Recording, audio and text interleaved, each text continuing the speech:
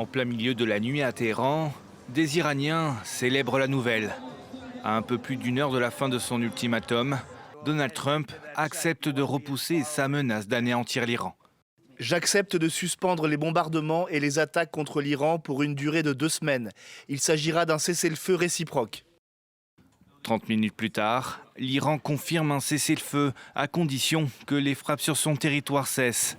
La République islamique annonce également la réouverture du détroit d'Ormuz pour les 2 prochaines semaines et le début de négociations sous l'égide du Pakistan en vue d'un accord de paix à long terme.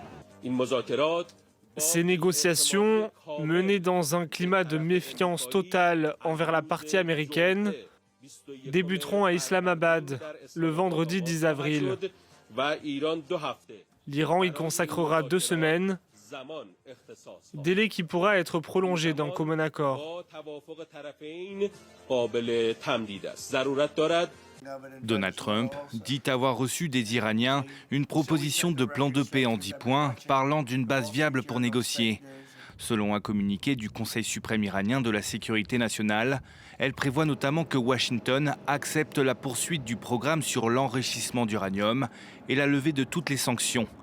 Autre point de la proposition, le maintien du contrôle iranien sur le détroit d'Ormuz.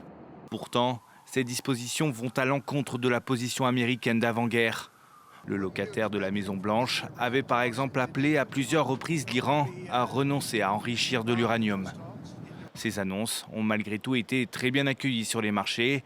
Les cours du pétrole sont repartis à la baisse, sous la barre des $100 le baril.